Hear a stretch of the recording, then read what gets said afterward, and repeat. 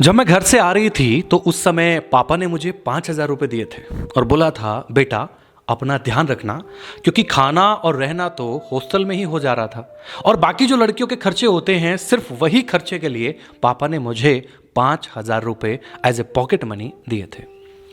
मुझे लगा था ये पैसे मेरे लिए काफ़ी होंगे, पर ऐसा नहीं था।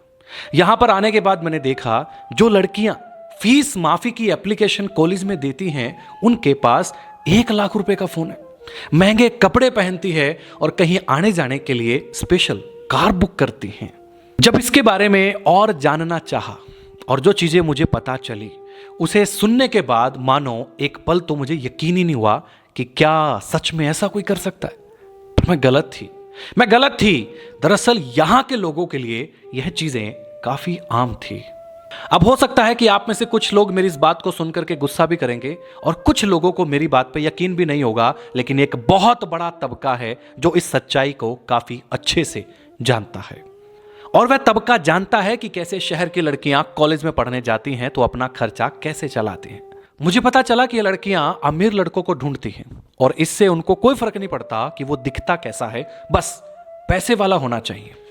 ये सारी प्रक्रिया एक क्रमबद्ध तरीके से होती है, जिसमें पहले लड़कियां एक अच्छा लड़का फंसाती हैं, कुछ दिन प्यार भरी बात करती हैं और 1 से 2 हफ्ते में उसके साथ शारीरिक संबंध बनाती हैं।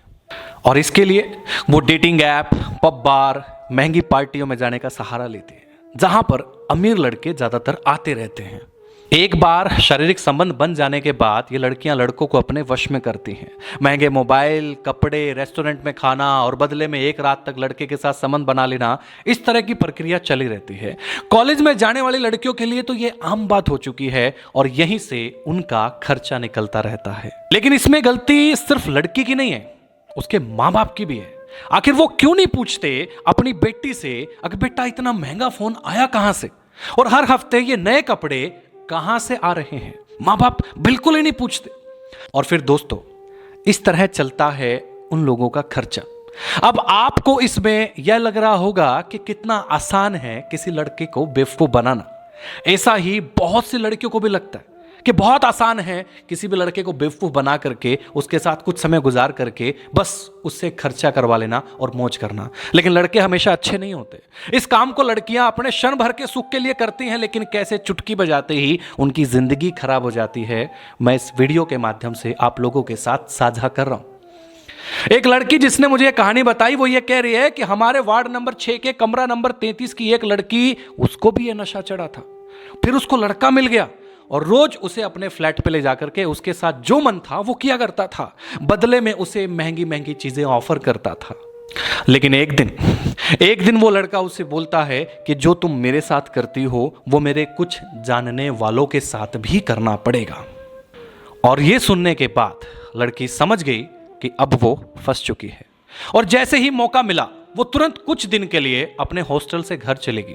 जब वो वापस आई तो लड़के ने बोला एक बार मिलो। जब उसने मिलने से इनकार किया तो उसने एक वीडियो उस लड़की को भेजी जो कि घर के बाथरूम की थी, जिसमें वो नग्न अवस्था में अपने कपड़े बदल रही थी। वो कुछ आगे सोचती इससे पहले ही उसके पास एक और वीडियो आया जिसमें वो उस लड़के के साथ संबंध बना रही थी।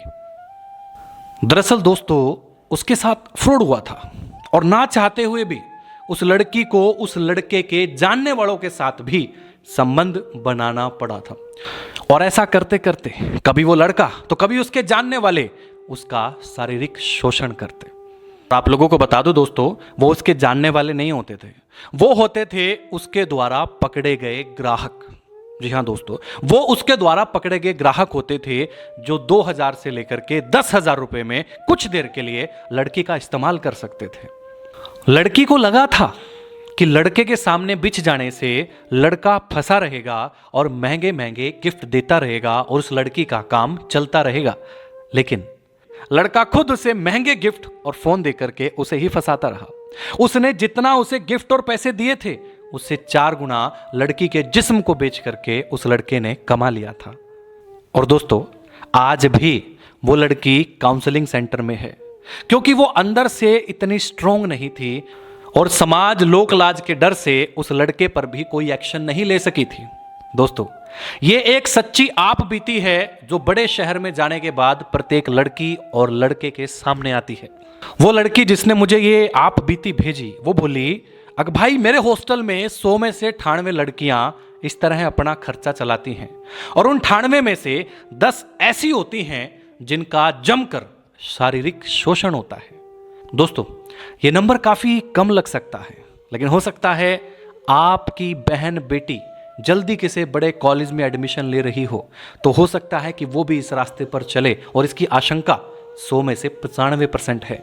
तो मैं सभी पेरेंट्स से एक अनुरोध करना चाहूंगा कि आप अपनी बेटी को बाहर पढ़ने तो भेज रहे हैं, एक चीज का ध्यान रखें, उसे कठोर बनकर नहीं बल्कि दोस्त बनकर इस बारे में बात कीजिए और उन्हें बताएं कि कैसे चंद जरूरतों के लिए अपना जिस्म किसी गैर लड़के के हाथ में देते हैं और उसके बाद उनको जीवन भर पछताना पड़ सकता है। यदि उन्हें किसी से प्रेम है या कोई उनका मित्र बना है तो सबसे पहले उस मित्र की पहचान परिवार वालों की नजर में आने दीजिए। ऐसे दोस्त बनाइए जो आपको अपने माँ बाप से मिलाने में हिचकिचाहट महसूस ना करे, नहीं तो पल भर में ही एक कॉलेज स्टूडेंट से एक वैश्या बनने में टाइम नहीं लगेगा।